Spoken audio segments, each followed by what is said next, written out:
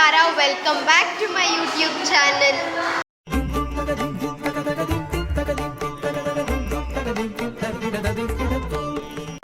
I hope ನೀವೆಲ್ಲ ಚೆನ್ನಾಗಿದ್ದೀರಾ ಅಂತ. ನಾನು ಕೂಡ ಚೆನ್ನಾಗಿದ್ದೀನಿ.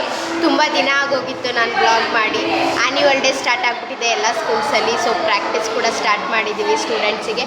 ಹಾಗಾಗಿ ಸ್ವಲ್ಪ ಬ್ಯುಸಿ. ನಾನು ಯಾವುದೇ ವೀಡಿಯೋಸ್ ಆಗಲಿ ಬ್ಲಾಗ್ಸ್ ಆಗಲಿ ರೆಗ್ಯುಲರಾಗಿ ಅಪ್ಲೋಡ್ ಮಾಡೋಕ್ಕಾಗ್ತಾಯಿಲ್ಲ. ಇವತ್ತು ಚಿಲ್ಡ್ರನ್ಸ್ ಡೇ ಇರೋದ್ರಿಂದ ಚಿಲ್ಡ್ರನ್ಸ್ ಡೇ ಸ್ಪೆಷಲ್. ಇವತ್ತು ಯಜಮಾನ್ ಸ್ಕೂಲಲ್ಲಿ ಟೀಚರ್ಸ್ ಎಲ್ಲ ಡ್ಯಾನ್ಸ್ ಮಾಡ್ತಿದ್ದಾರೆ, ಪ್ರೋಗ್ರಾಮ್ಸ್ ಕೊಡ್ತಿದ್ದಾರೆ ಸ್ಟೂಡೆಂಟ್ಸ್ಗೋಸ್ಕರ. ಆಲ್ರೆಡಿ ನಾನು ಯಜಮಾನ್ ಸ್ಕೂಲಲ್ಲಿ ಇದ್ದೀನಿ ನೋಡಿ, ಫಸ್ಟ್ ಫ್ಲೋರ್ ಸ್ಟಾಫಲ್ಲಿದ್ದೀನಿ. ಇಲ್ಲಿ 3 ಸ್ಟಾಫ್ ರೂಮ್ಸ್ ಇದೆ ಸ್ಕೂಲಲ್ಲಿ. ಸೊ ಇವಾಗ ಪ್ರೋಗ್ರಾಮ್ ಹೇಗೆ ಬರುತ್ತೆ ನೋಡೋಣ.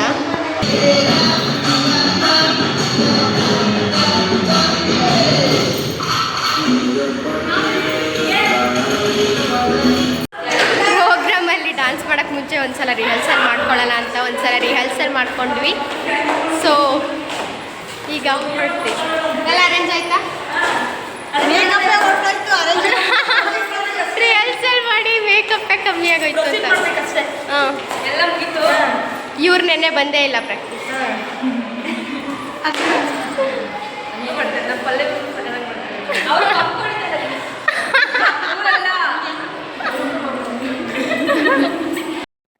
ಎಲ್ಲರೂ ಪ್ರೋಗ್ರಾಮಲ್ಲಿ ಬ್ಯುಸಿ ಇದ್ದರೆ ಪ್ರಸನ್ನ ಸರ್ ಅಲ್ಲೂ ಕೂಡ ಸಾಂಗ್ ಎಡಿಟ್ ಮಾಡ್ತಿದ್ರು.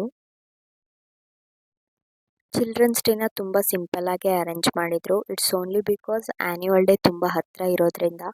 ಸೊ ಯಾರಿಗೂ ಟೈಮ್ ಇರಲಿಲ್ಲ. ಟೀಚರ್ಸ್ ಕೂಡ ಬ್ಯುಸಿ ಸ್ಟೂಡೆಂಟ್ಸ್ನ ರೆಡಿ ಮಾಡೋದ್ರಲ್ಲಿ. ಸೊ ಹಾಗಾಗಿ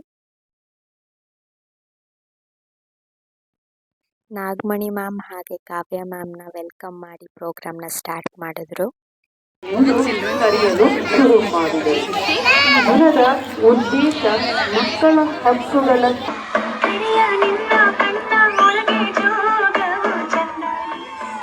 ಎರಡು ಗ್ರೂಪ್ ಡ್ಯಾನ್ಸ್ ಇತ್ತು ಟೀಚರ್ಸ್ದು.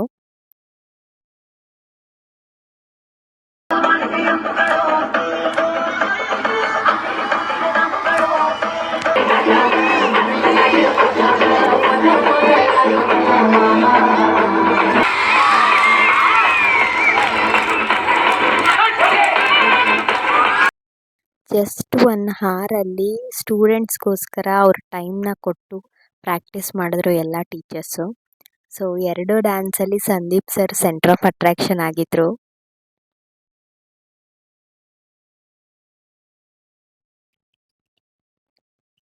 ಡ್ಯಾನ್ಸ್ ಎಲ್ಲ ಮುಗೀತು. ಇವಾಗ ಪ್ರೈಸ್ ಡಿಸ್ಟ್ರಿಬ್ಯೂಷನ್ ಇತ್ತು ಸ್ಟೂಡೆಂಟ್ಸಿಗೆ. ಹೆಂಗಿತ್ತು ಮ್ಯಾಮ್ ಡ್ಯಾನ್ಸ್? ತುಂಬ ಚೆನ್ನಾಗಿ ಮಾಡಿದ್ವಿ ವಾಸವಿ ಮ್ಯಾಮ್.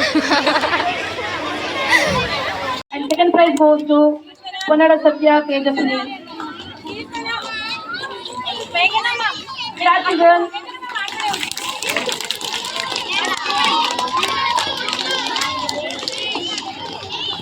ಯಾಕೆ ನಿಂತಿರೋದು ನೀವಿಲ್ಲಿ?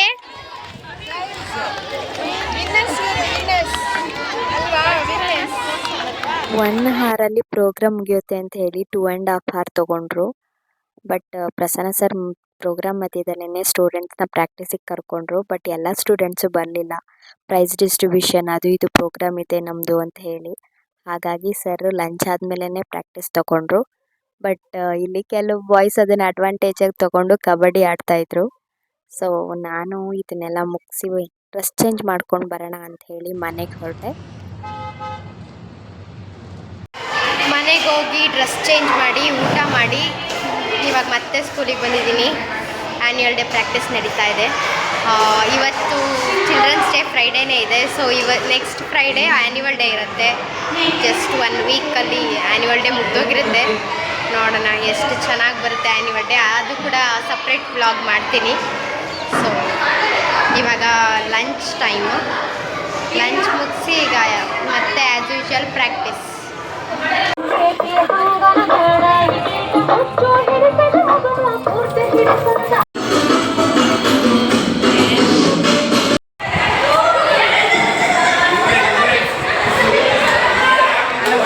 ಎಲ್ಲ ಕ್ಲಾಸಸ್ಸಲ್ಲೂ ಪ್ರಾಕ್ಟೀಸ್ ನಡೀತಾ ಇತ್ತು. ಬಟ್ ಬೆಲ್ ಆದ್ರೂ ಪ್ರಸನ್ನ ಸರ್ ಮಾತ್ರ ಸ್ಟೂಡೆಂಟ್ಸ್ನ ಬಿಟ್ಟಿರಲಿಲ್ಲ. ಎಲ್ಲ ಸ್ಟೂಡೆಂಟ್ಸ್ ಮನೆಗೆ ಹೋಗೋ ಟೈಮಲ್ಲೂ ಪ್ರಾಕ್ಟೀಸ್ ಮಾಡಿಸ್ತಿದ್ರು. ಇವಾಗ ತಾನೇ ಯಜಮಾನ್ ಸ್ಕೂಲಿಂದ ನಮ್ಮ ನಂದಿನಿ ಮಿಲ್ಕ್ ಪಾರ್ಲರಿಗೆ ಬಂದೆ. ಆ್ಯಕ್ಚುಲಿ ಇದು ನಮ್ಮದೇ ಶಾಪು. ನಾನು ಎಲ್ಲೂ ರಿವೀಲ್ ಮಾಡಿರಲಿಲ್ಲ ನನ್ನ ಪ್ರೀವಿಯಸ್ ವ್ಲಾಗ್ಸಲ್ಲಿ. ಒಂದು ವ್ಲಾಗಲ್ಲಿ ಹೇಳಿದ್ದೆ ನಾನು ನನ್ನ ಡೈರಿ ಪೇಡ ಅಂತ ಯಾಕೆ ಕರೀತಾರೆ ಅಂತ, ನಾನು ಲೇಟರ್ ರಿವೀಲ್ ಮಾಡ್ತೀನಿ ಅಂತ. So this is the reason ನಮ್ಮ ಡ್ಯಾನ್ಸ್ ಕ್ಲಾಸ್ ಸ್ಟೂಡೆಂಟ್ಸ್ ನನ್ನ ಡೈರಿ ಪೇಡ ಅಂತ ಕರೆಯೋದು, ನಮ್ಮದು ಡೈರಿ ಇದೆ ಅಂತ ಹೇಳಿ.